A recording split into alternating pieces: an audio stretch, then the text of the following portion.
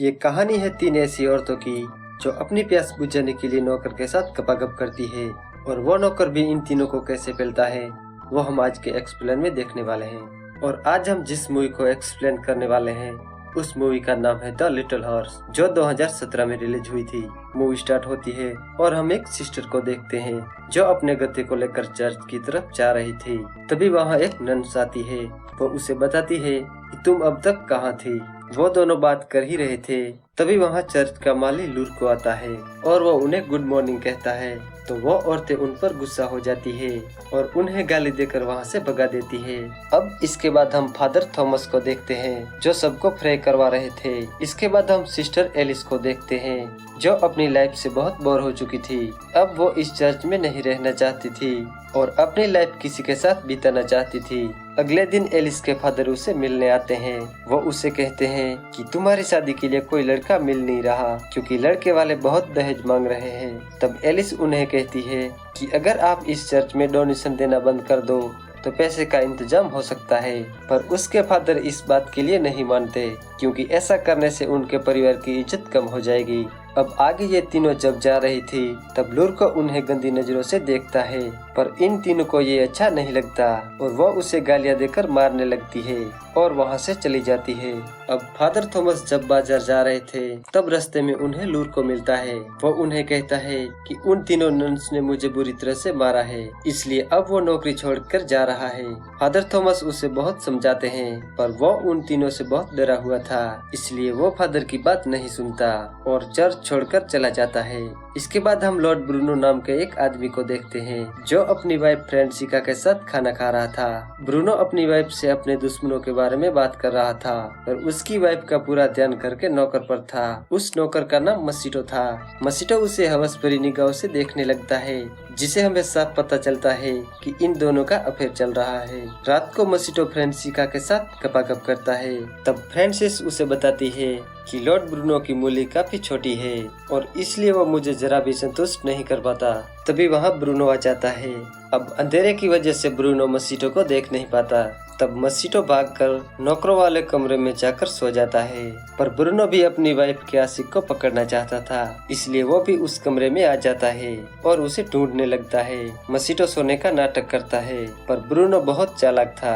वो हर एक नौकर की धड़कन चेक करता है ताकि वो समझ सके कि कौन अभी भाग के आया है। यहाँ उसे एक नौकर पे शक होता है पर अंधेरे की वजह से उसे पहचान नहीं पाता, इसलिए ब्रूनो उस नौकर के थोड़े बाल काट देता है ताकि अगले दिन वो उसे पहचान ले। पर ब्रूनो के जाने के बाद मसीटो यहाँ के सारे नौकर के बाल काट देता है ताकि वो बच जाए, और होता भी कुछ ऐसा ही है। अगले दिन जब ब्रूनो सारे नौकर के बाल चेक करता है तो उसे पता चलता है कि उसका पूरी तरह से कट चुका है क्योंकि सारे नौकर के बाल कटे हुए थे, जिस वजह से ब्रूनो मसीटो को पहचान नहीं पाता और मसीटो बच जाता है। अगले दिन जब मसीटो अपना काम कर रहा था तब फ्रांसिस उसे पकड़ लेती है और ओपन में ही उसके साथ जबरदस्ती करती है, पर ब्रूनो उन्हें देख लेता है और सिपाहियों को उन्हें पकड़ने के लिए कहता है, पर मसीटो वहाँ से भाग जाता है और भाग के एक जंगल में चला जाता है जहाँ उसे फादर थॉमस दिखते हैं। अब उनकी गाड़ी नदी में पलट गई थी, इसलिए मसीटो उनकी हेल्प करता है और फादर उसे थैंक यू कहते हैं और उसे अपने साथ चर्च में चलने को कहते हैं। मसीटो के पास रहने के लिए घर नहीं था, इसलिए वो फादर के साथ चलने के लिए तैयार हो जाता है।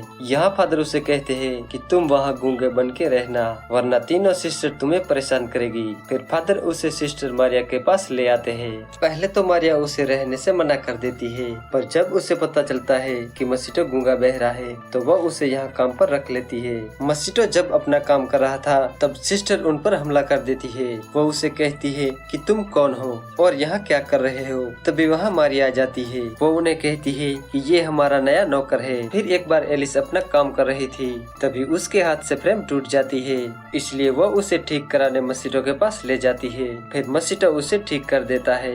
अब इसके बाद मसीटो जब गड्ढा खोद रहा था तब एलिस उसके पास आती है और उसकी मदद करने लगती है। यहाँ वो दोनों काफी करीब आ जाते हैं और एलिस मसीटो पर चढ़ जाती है, लेकिन तभी चर्च की बेल बजती है जिस वजह से एलिस वहाँ से चली जाती है। फिर एक बार दो सिस्टर जंगल में जा रहे थे, तभी जेनिफर उसे देख लेती है और उनका पीछा करने लगती है। वो दोनों वहाँ जाके काला जादू करती है। उनका मानना था कि काला जादू से मर्दों को अट्रैक्ट किया जा सकता है। मार्था फंडेडा की आंखों में 2 बूंद बेलाडोना डालती है और फिर उसकी उंगली काटकर खून पीने लगती है। ये सब जेनिफर देख रही थी। फिर ये दोनों मस्कीटो के पास आती है, ये चेक करने कि काला जादू मर्दों पे काम करता है या नहीं। मस्कीटो उन दोनों पर अट्रैक्ट हो जाता है और उन दोनों के साथ गपागप करता है। इसके बाद जब मस्कीटो अपने रूम में था, तब एलिस उसके पास आती है और उसको पेलने की तैयारी करती है। पर तभी वहाँ एक सिस्टर आ जाती है, जिसे देखकर मस्कीटो डर जाता है और वो कुछ बोल देता है कि मस्कीटो गूंगा बहरा बन के नाटक कर रहा है। वो ये जान के शॉक्ड हो जाती है और उस नन के पास जाकर बातें करने लगती है। पर मस्कीटो बेड के नीचे छुपा हुआ था।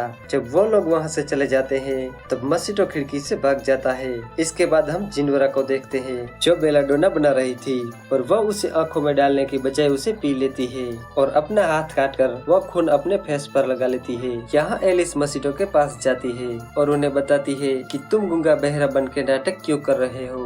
मस्कीटो उन्हें समझाने की काफी कोशिश करता है, पर तभी वहाँ कोई आ जाता है और एलिस वहाँ चुप जाती है। तभी वहाँ जेनिफर आती है और वो आते ही मस्कीटो के साथ गपागप करने लगती है, पर उसे भी किसी के आने की आवाज सुनाई देती है, इसलिए वो भी भागकर वहाँ छुपती है जहाँ एलिस छुपी हुई थी। वो एक दूसरे को देखकर हैरान हो जाती है। तभी वहाँ एक सिस्टर आती है और वो मस्कीटो के हाथ बांधकर उसे ले जाती है। एलिस और जेनिफर उसका पीछा करती है। फंडाडा मस्कीटो को जंगल में ले जाती है, जहाँ और भी सारी लड़कियाँ थी। वो मस्कीटो की बलि देकर कुछ रस्में पूरी करना चाहती थी, पर एलिस और जेनिफर वहाँ आ जाती है और वो उन्हें मार मार के वहाँ से भगा देती है। यहाँ मस्कीटो अपने बारे में सब कुछ बता देता है। अब जेनिफर यहाँ बेकाबू हो जाती है, इसलिए वो चर्च में सबको बता देती है। वो उन सब से कहती है कि फंडाडा एक चुड़ैल है। वो ये सब मारिया को बताने जाते हैं, पर मारिया के कमरे में फादर थॉमस निकलते हैं। यहाँ सबको पता चल जाता है कि मारिया और फादर थॉमस का अफेयर चल रहा है। अगले दिन फादर थॉमस को निकाल देते हैं और दूसरे चर्च भेज देते हैं और मस्कीटो को ब्रूनो के हवाले कर दिया जाता है।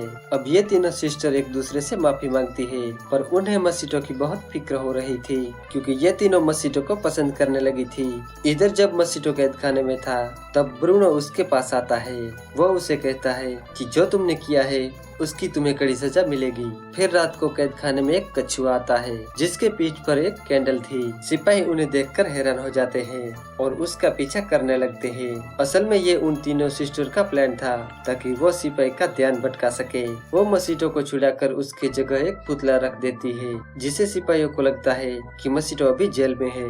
फिर ये तीनों मस्कीटो को बुर्का पहनाकर उसे वहाँ से भगा ले जाती है। दूसरी तरफ हम फादर थॉमस और मारिया को देखते हैं, जो एक दूसरे से बहुत प्यार करते थे, इसलिए वो चर्च छोड़कर हमेशा के लिए वहाँ से चले जाते हैं और मूवी यहीं पर एंड हो जाती है।